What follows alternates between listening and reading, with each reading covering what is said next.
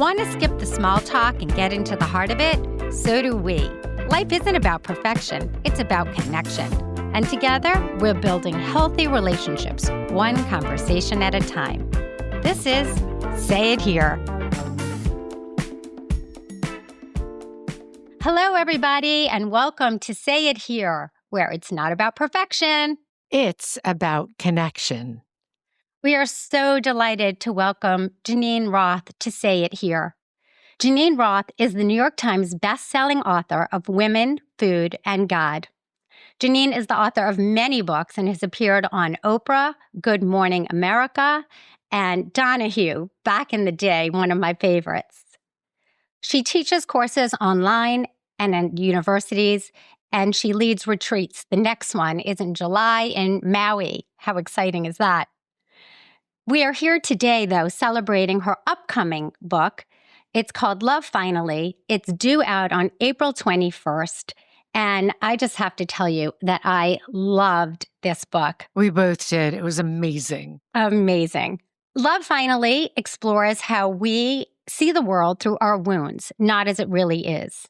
It's about how we leave and ultimately return to ourselves. And we're going to be talking more about the book. I just wanted to say, Geneen, welcome to Say It Here. Thank you. I'm very happy to be here. Really happy. And we're so excited that we're going with you to Maui. I had no idea that we would be invited. Thank you so much. I really appreciate it. No.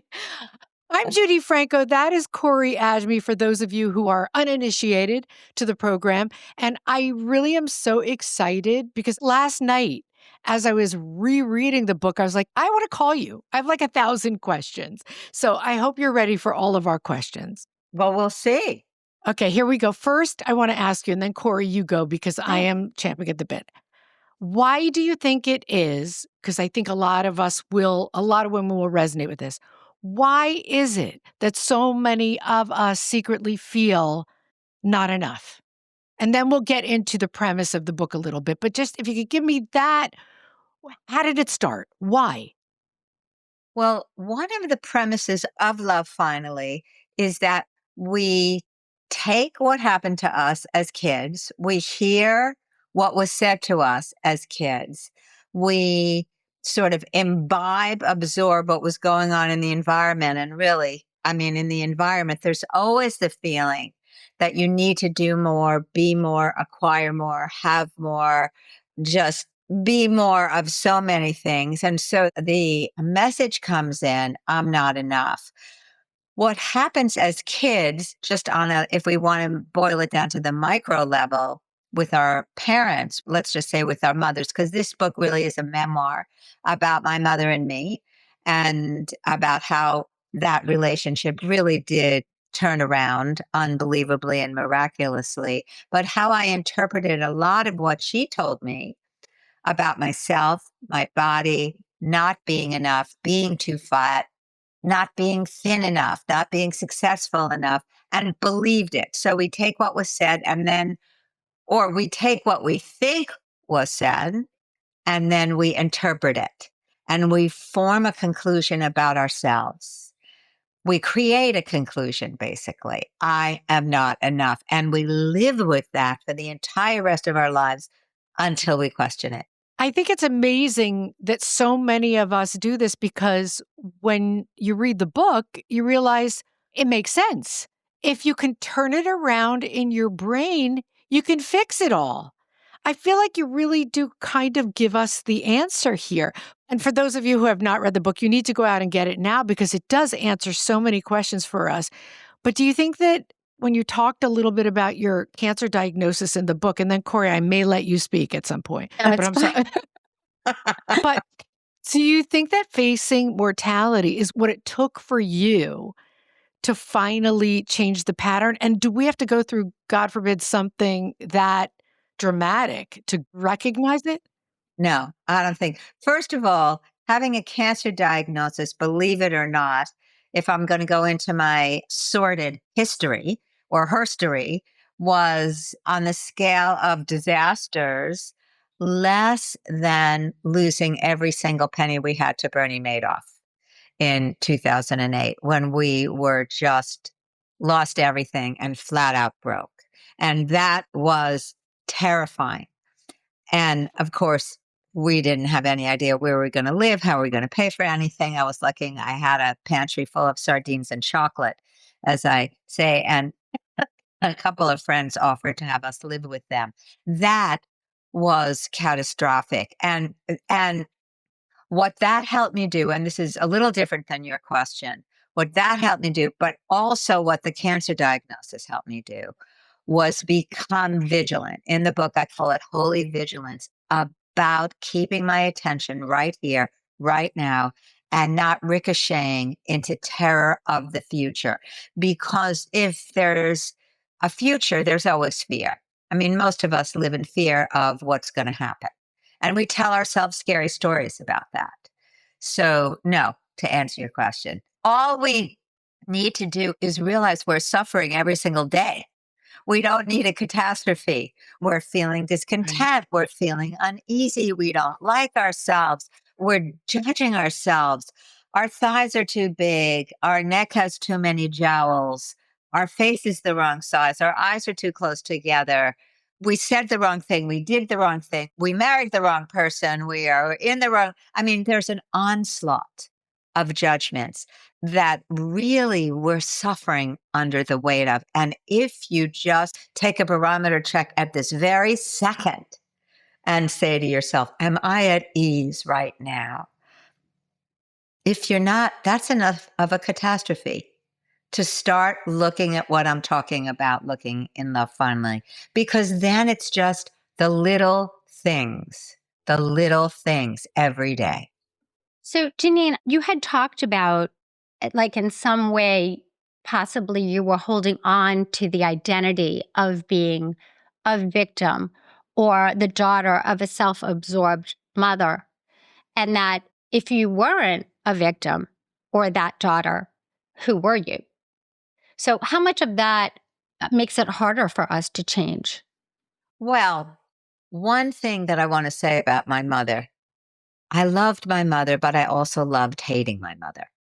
And I know that sounds a little bit, kind of like, really? But when I think about, and I used to wear the badge of, and this is putting it sort of ironically, that I wore the badge of being an abused daughter. My mother was incredibly unhappy when I was growing up. She herself was a fat kid and was worried about me being fat. I remember the first day I was 11, the good humor guy came around. Those were the days that the good humor truck came around, and she grabbed my hand and she said, "You can't have that. You're getting fat." It was a good humor toasted almond pop. Those are the best. They were, weren't they good? The creamsicles and the toasted almonds. And Mm. those really were. I like the creamsicles. Nothing like orange and vanilla. Yummy, yummy, yummy. Mhm. Anyway, It's true. that day, I ran inside the house. I was 11. I ran to the freezer. I grabbed a couple of frozen Milky Ways, stuffed them in my pants, ran up the stairs, and ate them, sitting over my garbage pail with my face towards the door in case my mother walked in. I ate, I cried. I ate, I cried. I ate, I cried. And then after that, it was one diet after another until my mom took me to the amphetamine giver outer, the diet doctor, where I got hooked on the pretty green pills and then the pretty orange pills and kept getting shot up with placenta of God knows what every week, couldn't sleep. And then I just graduated to very intense diets, the 1,000-calorie a day diet, 1/2 fudge sundae a day diet. But underneath all that was this self-loathing. What I say in Love Finally, and I think it's so important for people to know that, is that I saw my mother's unhappiness and her loneliness with herself and what she was saying to me. And I sort of interpreted what she was saying to me to be the truth. I was damaged. I was not enough. I didn't belong. I remember looking at other people's families and wanting to be in their families, wanting that mother or another mother, or the kind of family who went picnicking on Sunday at Lake George, or the kind of family that sat down for dinner together. My brother and I scavenged together out of the freezer Swanson's TV dinners every night, fried chicken and meatloaf and frozen peas. So I think what happens, and we're getting back to the first question, is that we walk around, first of all, blaming.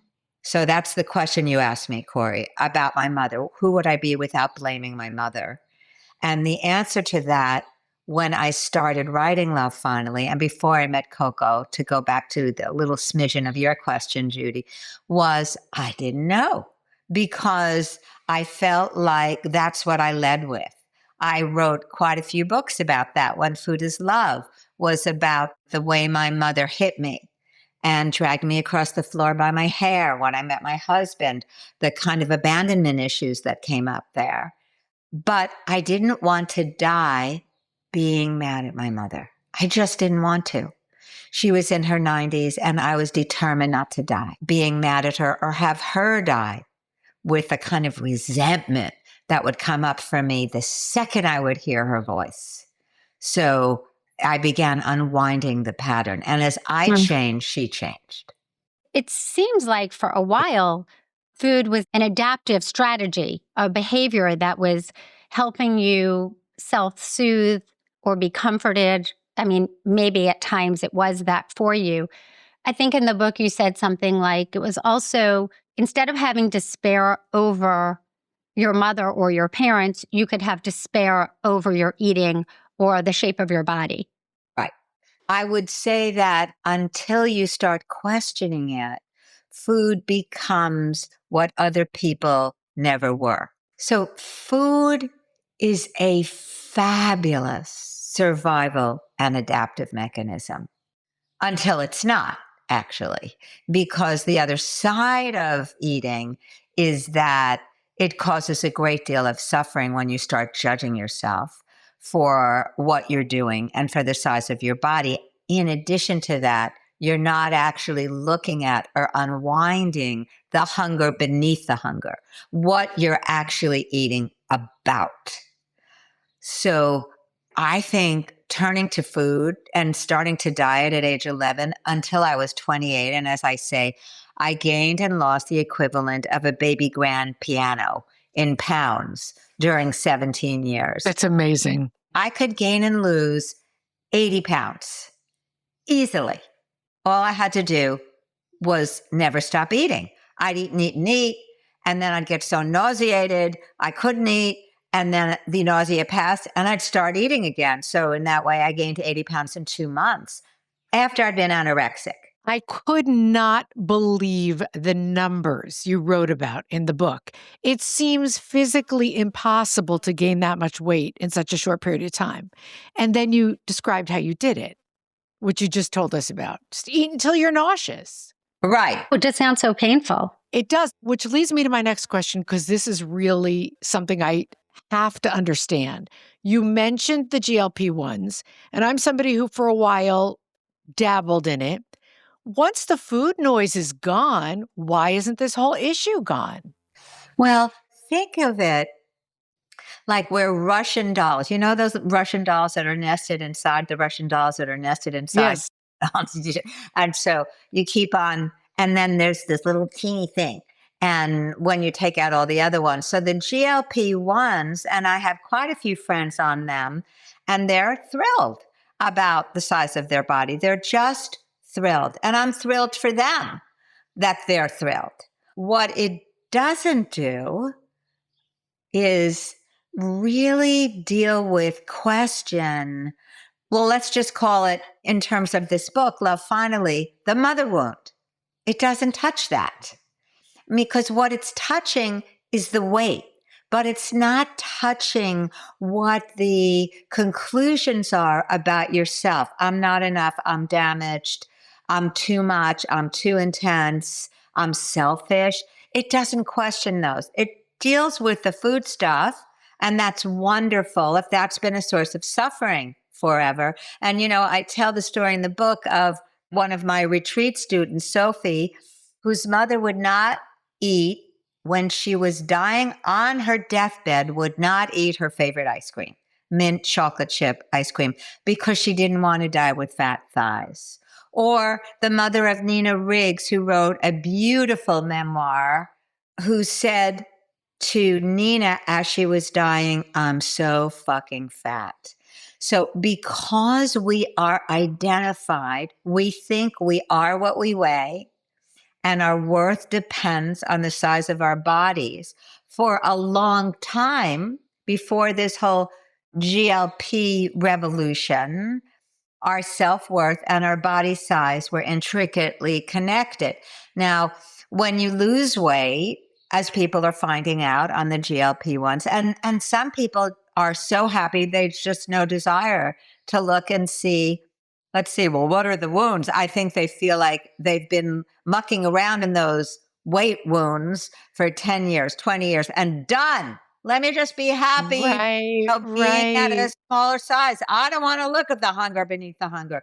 But the truth is that it doesn't go away when you lose weight. As I found out when I was anorexic, or the 9,000 sizes I was between being anorexic and twice the size I was when I was anorexic. And as I realized every time I talked to my mother, where this kind of heart wall would come down inside me, just this feeling of resentment. And I felt like I had good reason to resent her. And in fact, I did, because there was a there there. She was an awful mother. She was an awful mother. By her own admission now, she's 97. We have a gorgeous relationship God now. bless her. Oh my gosh. And in fact, she sent me a text the other day after she read an excerpt from Love Finally. And she said, "Nobody knows better than me how low I can go. Please forgive." Oh, Oh, I'm going Yeah. to cry. I know. Yeah. Geneen, it's quite a story. So she went really, really low. In fact, while I was writing Love Finally, I researched, I Googled the most awful mothers in the world. And one of them came up as Charles Manson's mother, who was, for those listeners who don't know who Charles Manson was, a sort of serial killer, a psychotic, really. And his mother traded him for a can of beer. And I realized that I had a bad mother, but not that kind of mother. You know, she would have never traded for a can of beer. But nonetheless, it took me looking at what I believed about myself when she hit me with a stick, when she told me I was too fat, when she left the house before I got home from school and didn't get back till 4 a.m. I had to keep saying to myself, what kind of girl deserves to be treated like that? Uh-huh. And the answer that I would come up with is a girl who's not worth anything, a girl who existence doesn't matter. And that's what I carried around with me. So I want to say this because it's so important for listeners to realize it's not what happened to you. And Gabor Mate talks about that vis-a-vis trauma. It's not what happened to you. It's what you made of what happened to you, how you interpreted what happened to you. And I would take that a little step further and use different words. I would say it's what you concluded it meant about yourself, the meaning you gave to it that affects you now, which means that if you're living with the feeling of I'm not enough, it's something you created. And you can therefore discreate it by questioning it. And that's what Love Finally is about. It's about questioning the things you've believed to be true and freeing yourself. Can we talk about Coco? Absolutely. Because we all need a Coco. And for those of you who have not yet read the book, I would describe her as sort of not a therapist, but almost like a healer.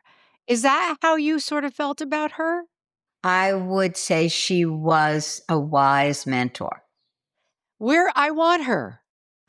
Well, in fact, that's why I wrote Love Finally, so that you could have her. And her is you, because that's what Coco kept pointing me back to, myself. She kept pointing me back to, what are those conclusions you're making? It's your interpretation. And she did say, and I'll say this now, all you ever experience is who you're being to yourself. But in all the years of therapy and working on yourself and trying to find some modicum of self realization, what was it about her that was different? Is she the first person to ever bring that concept to the foray? Well, two things. One is I feel like in my 40 years of therapy, I had a lot of therapy and 40 years of meditation practice. In the therapy I did, and much of it was fabulous therapy, I still ended up feeling like a victim. I still ended up feeling like I was the daughter of a narcissistic, abusive mother. What Coco did was just rip that one to shreds. You're not a victim. You're victimizing yourself. Now, she isn't the only one who does things like that. Byron Katie does that. Eckhart Tolle does that. People who say to you, you are what you've created yourself to be. You and Byron Katie in particular encourages people to question their beliefs. And that's what Coco did. It just so happened that this was, and I had done a lot of Byron Katie work and I had hung out with Eckhart Tolle, but nothing got through to me because, and here's the second part, besides taking myself to be a victim, I'm not sure I was ready to let go of that stuff. That goes back to what you said, Corey, that it was such an integral part of her identity. She didn't want to let go, maybe. Right. I didn't want to let go. That was my badge of honor. That was what made me special. Wow, that's amazing. Was there any one specific moment that you recall where you saw that? Let's say it's a blind spot. So was there a moment where something was illuminated and you were ready to let go?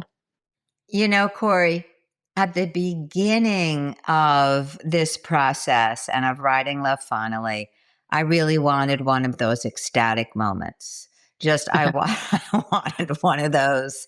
You know, Eckhart Tolle talks about the night the shift happened, where he realized that when he said to himself, I can't stand myself, he realized there was an I and a myself, and they were different. And that was the whoosh that brought him into the shift, as he calls it. So I wanted a shift like that. Give me one of those shifts. I want one. But no, it wasn't one particular moment. It was a series of ongoing catching myself suffering over and over. And every time I reacted to something my husband said, for instance, or when a friend didn't answer a text, or when I was rejected by three other things, I would notice that I was reactive. That's the first sign. Notice you're reactive. And then ask yourself, what's the belief you have about yourself that you're reacting to right now? I just need to know. I have 1,000 questions. Oh my God, it's never going to stop. You're going to be so sorry you ever started. Okay. Number one, did you learn that you are not selfish, or did you learn that you're selfish, but it's okay?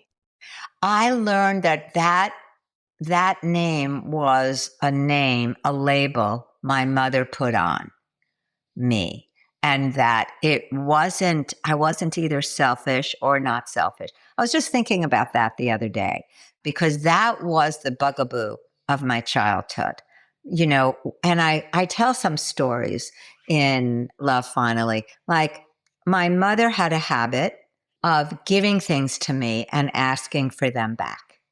So she'd give them to me, and then a month later, she'd decide she wanted it back. And so she asked for it back. And when I reacted and said, but I like that, she'd call me selfish.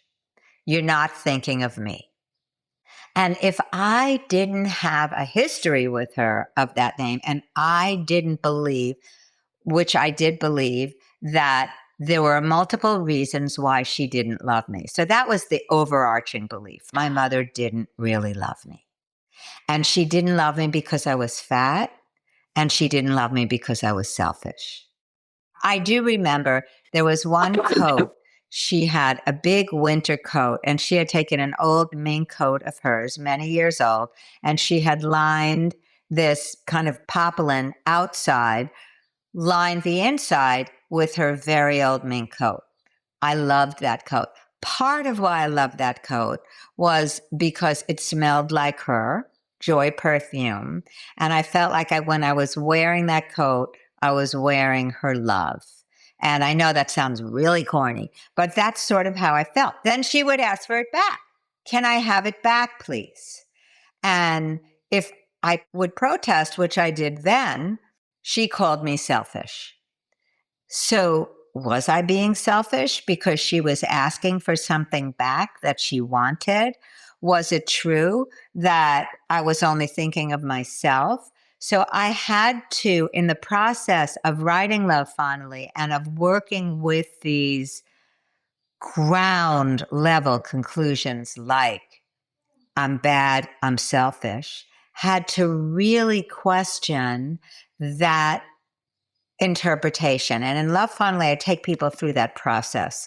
So of how you came to make that conclusion and then really feeling the feelings involved there, but then seeing that they weren't true. They could have never been true. Am I selfish sometimes? Do I want things for myself? Yeah. But that's not an indictment.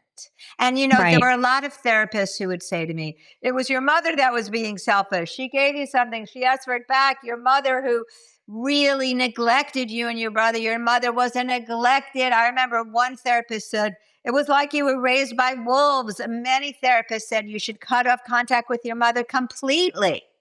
And I know there's this whole new movement, not new, but movement of estrangement now.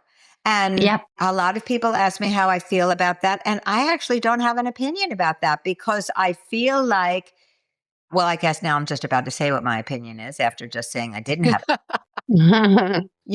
If it helps someone gain some kind of agency or autonomy, I think that's wonderful.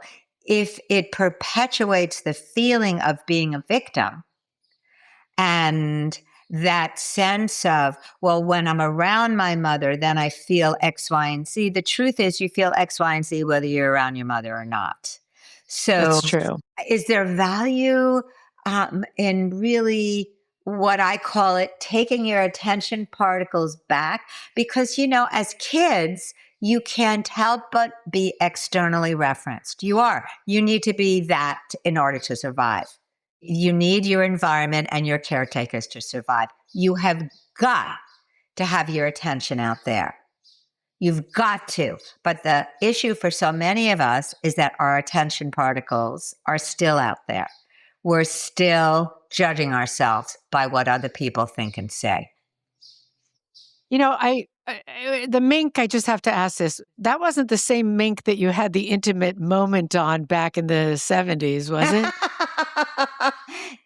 That might have been. I tell what Judy is referring to is, and there were some wonderful, wonderful memories I had about my mother where my then boyfriend and I, Will and I, were in a group grope. We were polyamorous, and we brought the couple that we were group groping with back to my mother's house on Long Island. And at some point in the evening, we all went and had our separate trysts.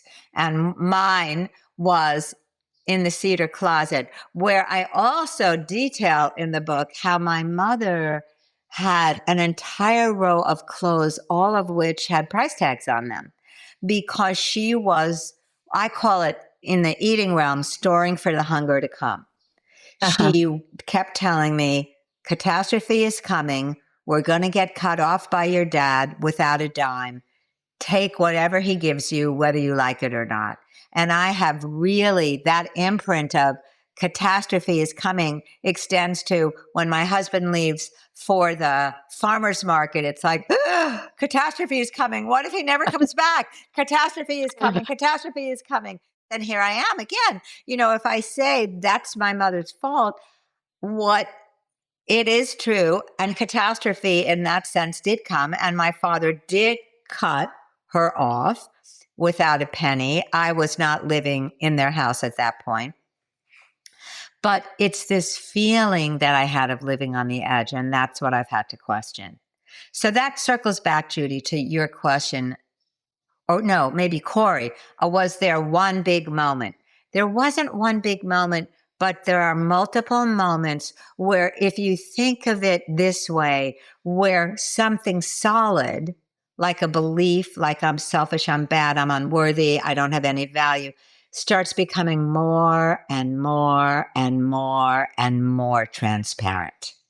So that now when it comes up, and this is the other thing I really urge people, when you're feeling bad, when you're feeling collapsed or paralyzed, know that you're not believing, or that you are believing something that's untrue. Ask yourself what you're believing. So often they say that people will marry someone who brings something familiar from their childhood, or you will marry and have some of the same issues transpire in your relationship. And from what I can tell in the book, Matt seems like a very loving, wonderful, level-headed person. So I'm wondering how you ended up in what seems to be a functioning, loving, relational marriage Well, based on where you were coming from. he's wonderful and I adore him, except when I hate him. Well, that's normal That's marriage. Okay, then. There we go.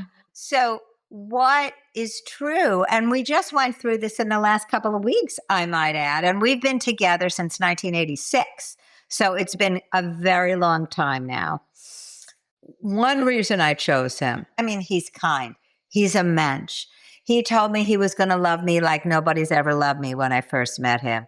And he has, and he does, he did. Aw. I adore him. And he drives me crazy sometimes. So, what I will say is, there are times that I've had to look at, because he has never met an invitation that he wants to say no to. And I'm kind of an extreme introvert. So it brings up, I'm not important. You don't love me. I don't exist. I'm the leftover for you. But I see that that is also the reason that I am with him. So that if those things are there, he's going to bring them up. And so Eckhart Tolle says, and I actually agree, though I don't like it, that your relationship is not meant for you to be always comfortable in. And Oh, so, I'm succeeding. well, Same. it's bringing it up. And how else is it going to come up? And if it's there to come up, I'm of the persuasion that it needs to come up. Yes. It does push you to grow. I think, Geneen, a lot of people have had Christines in their life, and I'm assuming that's a pseudonym. I'm very curious, and I'm sorry, this is just too bad if you didn't read the book. You better go out and get it, because I just need to know, have you been contacted by her since you wrote? You had to have been. No? What a B word. Well, first of all, let me back up and tell people what we're talking about. For those of you who haven't yet, but are just about to read Love Finally. Okay. Pre-order, yeah. That's right, pre-order. My That's very right. best friend of 20 years, Christine, who I talk to 2 or 3 times a week, stopped talking to me and ended our relationship the day I got back from radiation from breast cancer. And I was devastated. And at first, I didn't believe it, and I couldn't believe it, and I thought her internet was broken. She wasn't getting my emails. Something was going on. But finally, after my persistence, what's happening took a couple of weeks. She wrote and said, I no longer want to be your friend. And this relationship has always been one-sided. I give and you take. And, so that went right in to the wound of I'm selfish.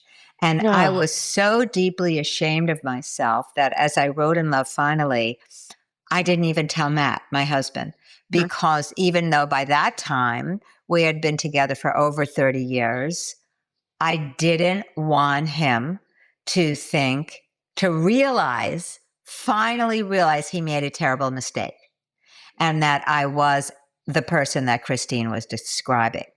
So that was the beginning of my relationship with Coco. That was during those first couple of sessions I had with Coco. The first thing I told her about was what happened with Christine. Now, up to that point, when I finally was able to talk about it, and I wasn't able to talk about it for quite a long time because I was so ashamed, people said to me, in fact, my writing teacher at the time said, "She's brutal. That was horrible. That was abusive." And other friends said, you know, I don't even have words to describe how the kind of names they called Christine. But Coco said, "Oh, poo." And it was like, what? Oh, poo. And I don't know if I wrote this in Love Finally. I think I did write it in a recent Substack column I wrote about when I stopped complaining. And I used that as an example of what happened with Christine. It was, oh, poo. Oh, poo is something you tell somebody who's burned a meatloaf, not somebody who's best friend of 20 years just stopped talking to them. Oh, poo. But, she didn't blame Christine for a second. Her first question to me was, what was the first lie you told yourself about Christine? Oh, interesting. I hated that. And I hated her. And I hated Coco. Yeah. I hated Christine. I hated Coco. And then I had to start looking at what I had been doing in my relationship with Christine, the lies I had told myself. And there were quite a few of them because I couldn't tolerate, I never left a relationship in my life. And because I felt like if I left her, even the relationship I had with multiple relationships with men, somehow those things ended. I don't remember ending them, but I didn't want to be the one to leave because it felt like if I closed the door, I was closing the door in all love. And I'd never, ever feel love again. And that was the same with Christine. And then so as I started bringing, as I called it before, my attention back to myself and what I had been feeling with Christine for the last few years, I realized that there were lies I had been telling myself, that I didn't actually feel listened to, that she felt like she was always right. And that's, we always make concessions in relationships with friends. I mean, it's never perfect, and relationships with our partners. So Right. those had been going on. But the more important thing that I realized that I talked about in Love Finally about my relationships with very close friends is that I seem to choose friends who I always thought were much better than me. I idealized them. I thought they were smarter, wiser, more evolved, enlightened, kinder, and that somehow by association, that made me those things. But because I gave them the power, I ended up feeling very dependent on them. So for me to feel good and for me to feel okay about myself. And I think they probably felt burdened by that as well. And I think Christine, I think she didn't have the words to describe that was what she was also feeling with me, that I kept giving her the power to fix me, heal me, make me good, make me kind, make me better. That I didn't realize that it was, as Glinda tells Dorothy in The Wizard of Oz, you've always had the power. She didn't really say that, but you've always had the power. You just didn't know it. There are so many women out there that do not understand where the negativity started. Geneen, so many of the books that you've been writing about food for decades. I don't think a lot of women understand this deeper connection between food and the relationship with your mom, with women and their moms. So Corey's on the board of this wonderful organization. And now there is a branch of this organization that is dedicated to Yeah. mindful eating. Yeah. And I think that it's important to say that because this is a book that should be read by anybody who has an issue with food, and particularly people who have had fraught relationships with their moms and also have issues with food. Everybody needs to read Love Finally, and also send this podcast to whoever it is that has those issues, because this is something, honestly, before I knew Geneen, before you turned me on to her, Corey, I had no idea about this correlation ever. And it's amazing to me. Like, I see myself so much in Love Finally. Now I can't wait to read the rest of your work. I'll say that I never thought of myself as someone who had issues with food. So, I mean, now at this stage, a little bit, but really not a lifelong struggle at all. And yet, when I read the book, I was really surprised. Every sentence resonated. Because while the book, it definitely talks about food somewhat, it's not just about food. It's about so much more. The relationship, yes, with mother, but also really with ourselves. 100%. And so just to go on with what you said, Judy, the SAFE Foundation is the big branch it's the umbrella of who supports this podcast. So a branch is Safe Parenting, and another branch is the Mindful Eating Project. And so that's kind of new and just getting started, but they will definitely know about this podcast and about the book for sure. I have one more question, Geneen. You don't ever look in the mirror, tell the truth, and be like, I can't see your thighs here, so I can't judge, but do you ever catch yourself? Not about my thighs, not about the things I used to judge myself about. One thing I do is catch myself when I judge myself, because I want to say about judgment that it's the judgment that causes the suffering. So I can have a thought in the middle, and I'll go back to my thighs in a second. I can have a judgment in the middle of the night. Oh, I should have. How come I'm not? Why didn't I?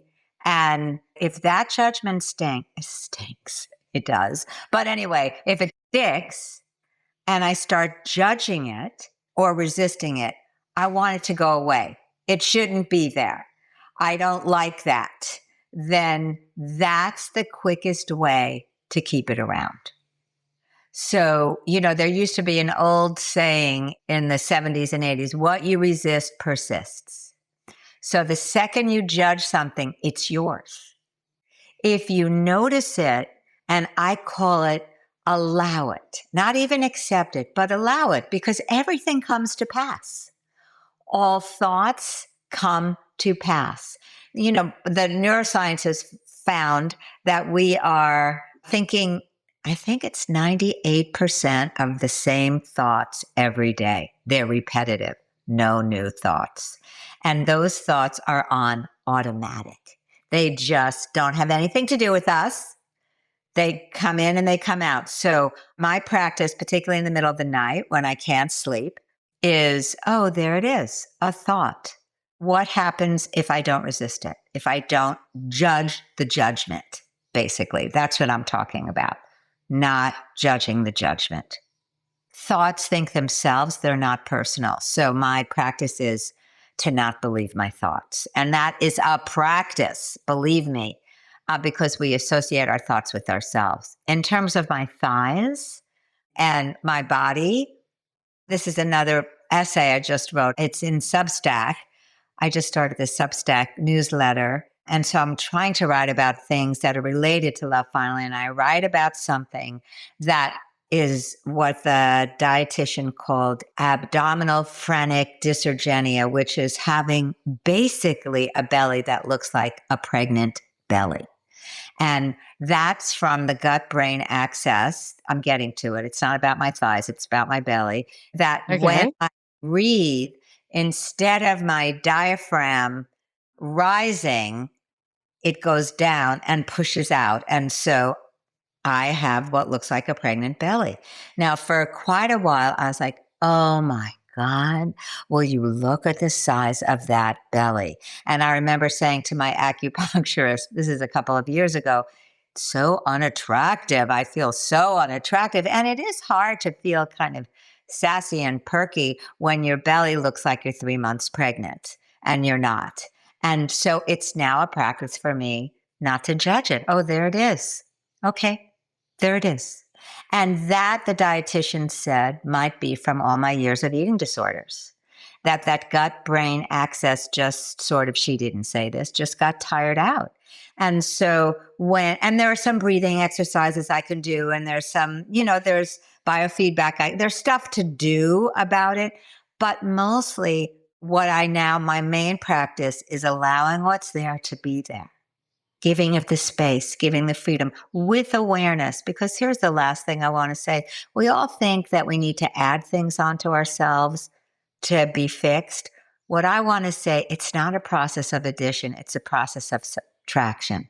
Take away the lies you're believing about yourself, the conclusions you're believing about yourself, and what will be left is clarity, ease, peace, spaciousness, contentment.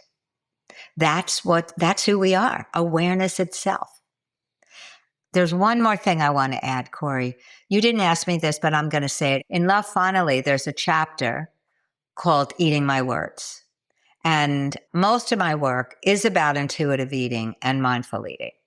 For a very long time, I believed that if you tell yourself you could eat what your body wants or what you want, that will break the cycle. And you do that again and again and again. That will break the cycle of compulsive eating, which is, eating sort of with an automaticity and as a way to numb the pain. What I realized in writing Love Finally was, in order to do mindful eating, there's got to be an adult home. If you ask a kid, which most of us are identified with, a 6-year-old or an 8-year-old or a 10-year-old, when it comes to food, not you, because you didn't really have an issue with food, but many people got stultified, paralyzed, stuck in time at the time of their worst eating stuff, when they were most judged or felt most judgmental. And so when I asked myself when I first started this, what I wanted to eat, which is how I broke out of compulsive eating, all I wanted was chocolate chip cookies. Raw dough dough balls. That's all I ate for 2 weeks. Why? Because I wasn't allowed to eat them without guilt. And I just wanted sugar, sugar, sugar, sugar, sugar, sugar, sugar, sugar, sugar, sugar. And I managed somehow to eat it when I was hungry and stop when I was full and lose weight. But there was not an adult, Tom. The person making the decisions was the 8-year-old, the 10-year-old, the 11-year-old. So this work I'm talking about, the conclusion work, what you interpreted about yourself, I think is a really important piece of mindful eating. Absolutely. So important. I'm so glad you added that. Me too. Can I ask one more question? How does your mom feel about the publication of this book? Well, for the last couple of years, I've said to her, I wouldn't read this book if I were you, Mom. This is not a good book for you to read, Mom. This is going back into those really dark years. And there were a lot of them when she was married to my father. Once she divorced my dad when I was 19 and married my stepfather, it was clear sailing, almost. I mean, she still had her shticks the way we all do, but she felt love for the first time in her life, loved. And he did. He looked at her like she was the sun on a very, very, very dark, stormy day. And he looked at her like that until he died. And he died at 95. So Oh my God. she was loved, and that changed things. So I write about that as well. However, I do write about the last years with my mother, these last couple of years, and they're still going on. At least the first half of the book is about those very dark years and how they affected me and my relationship with food and other people. She because our relationship has completely changed, as I changed, so did she. As I started forgiving myself, being aware that the lies that I'd been telling myself about myself were also lies I had been telling myself about what happened with my mother. They were interpretations of what happened. She did what she did, and then I interpreted what she did to mean something about me. So what I thought happened didn't actually happen. It was my interpretation of it.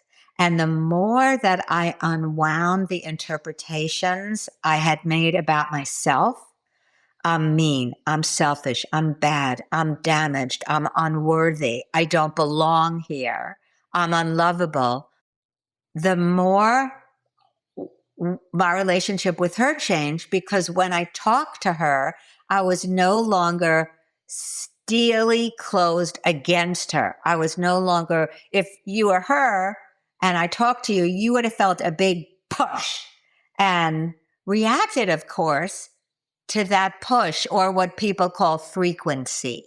The frequency I was emitting was one of resentment, rage, blame, fury. When that changed, the whole thing opened, and she changed as well. And so she became, not only because of me, I mean, I think she had reached a point in her life as well. As I said, she just turned 97. So she had reached a point in her life as well where it was like enough already, with the resentment and the blame and the victimization. And she really wanted to let it go. But the relationship with me was one of the big stumbling blocks, because it was very different with my brother. It was not the same thing with him. And so our relationship became clear and free, and where she used to, or I used to blame her and she used to blame me. And that's why I was afraid of her reading the book. She hasn't read the book yet because I haven't sent it to her, but there was an excerpt in People magazine, people.com, a long excerpt about it. And she read that. It was pretty much all about her and my relationship with her. And her response to that was, I love you unconditionally. You can say anything you want to about me, and I will love you to the moon and back for the rest of my life and after that.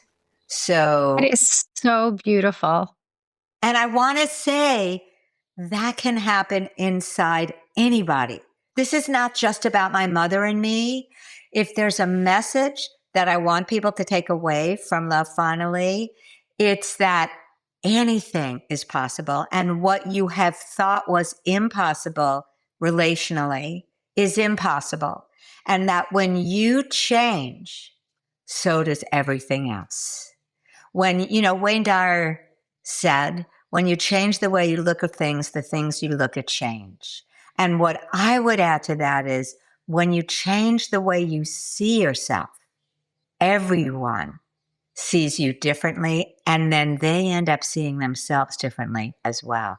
Because the frequency, that word I just used, is one of peace or sweetness. And that's all any of us ever want. Absolutely. We're living in such a, as Coco calls it, shit show of a world right now, with chaos and war and all of that. I don't know if I'm allowed to say shit show on this show, but anyway. And what I would say, and this is what all of the wisdom teachers say throughout history, if you want order out there, find it in yourself first. There is going to be no order out there until there's order in here. How do you find order in here? By doing exactly what we've just had a conversation about. That will change the world. That, because the world is made up of all these in heres projected out theirs. That's what it is. We are a constant warring with ourselves. Yes, there's going to be war externally. When you stop warring with yourself, and enough people stop warring with themselves, it starts changing the way, the possibilities that happen. that we see around us. So It's a beautiful lesson, Geneen. What a great way to end this. I yes. can't thank you enough for being here. We've learned so much. Corey, Thank you, Geneen. I just can't wait to listen to this again and share it and share Love Finally. It's what a special, special interview today. Thank you. The two of you have been wonderful. Thank you. Thank you for engaging with me and with Love Finally like this. I really appreciate Mwah. it. Of Yes. course. Mwah. Love to Mwah. Lovely to meet you, Geneen. Well, that's our truth. We just said it. We said it here. So until next time, skip perfection. And choose connection. I love that. Yay! Okay. Thanks so much for listening. If you liked what you heard, please follow the show on Apple Podcasts, Spotify, YouTube, or wherever you get your podcasts. And if you feel so inclined, leave us a rating and a 5-star review. It really helps other people find the show. If you want to connect with us more, find us at Say It Here Podcast on Instagram and Facebook. Say It Here is sponsored by Safe Parenting. The show is hosted and executive produced by us, Judy Franco and Corey Ajmi. Production and editing support is done by the team at Resonate Recordings. We'll see you in the next episode.